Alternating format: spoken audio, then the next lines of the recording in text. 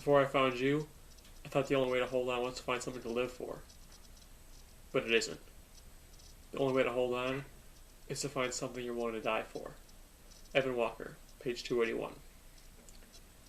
I chose this quote because it is not only Evan expressing his feelings for Cassie, but it shows the bigger picture of how the humans left are fighting for the Earth and willing to die for it.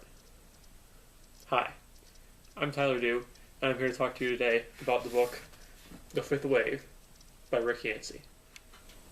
The Fifth Wave takes place in present time, and everything seems to be normal until an alien ship shows up on Earth and starts killing off the human race through various different technical and well thought out tactics. The aliens are soon named the Others, and the reason they have come to Earth proves to be a mystery for all, leading to many people coming up with their own conspiracy theories. The book revolves around protagonist and narrator Cassie Sullivan, a suburban Ohio resident who starts the book living the life of a normal high school girl, but goes through extraordinary dynamic changes throughout the story as life as she knew it is turned upside down. After her mom was killed by the third wave, which was the disease spread by the birds, and her dad was killed by the military while at Camp Ashpit, her entire goal in life shifts to finding her younger brother, who got shipped off to the Wright-Patterson military base without her when she missed the bus going there with other kids. And she is willing to do anything she can to get him back. Another important character is Ben Parrish. He went to the same high school as Cassie, and she even had a crush on him originally, though the two do not cross paths during the first half of the book.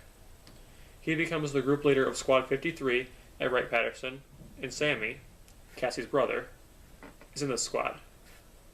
That in itself shows dramatic irony, because of the fact that only we know that the two cross paths with Cassie, but they do not know it themselves. Ben starts out the story as a stock character, but does evolve slightly later in the book.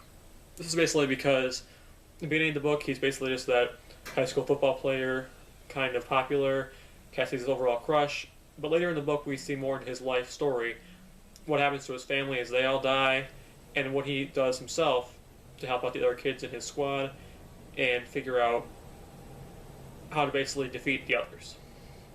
Or at least try to. Colonel Vosh, the static character, and so is Ringer. Ringer is basically that tough girl kind of. What she does is basically just comes in being a tough girl in the military base and basically stays that way. She helps them in some ways, but her character herself really doesn't change. Colonel Vosh plays the character as just the leader of the military there at the camp, and as far as we know, he hasn't really changed that much. Evan, on the other hand, is an implicit as well as a round character. He makes his appearance when he rescues Cassie and goes on the mission with her to help save her brother. But as the rise in action hits, we learn he may not be as much like the Prince Charming rescuer he originally appeared to be. The most integral setting scene is the Wright-Patterson military base, down to every detail, such as waiting at the red dot and being called into the examining room, as well as the Wonderland training, and even simple areas like the shooting range, the bunks the kids are in. Just every part of that whole base itself proves to be an important setting in the book, showing us what all the kids are subjected to throughout the book. Recurring themes throughout the book are stripping humans of their humanity alters the entire thinking process. Another is the only way to fight is to know what you're fighting for. What those basically mean is, the first one we saw throughout Cassie throughout the book is that her entire thinking changed. She even killed the man with the crucifix because she couldn't decide if he was human or if he was another. And basically it's because their trust was taken away from them. Their humanity was stripped away, like it was mentioned, and life just wasn't anything as it seemed anymore. So they didn't know how to trust anybody. She didn't trust Evan. She couldn't trust anyone and anything near her because she didn't really know what to expect and what was going on. That happened for other kids too, but we just saw it mostly through her.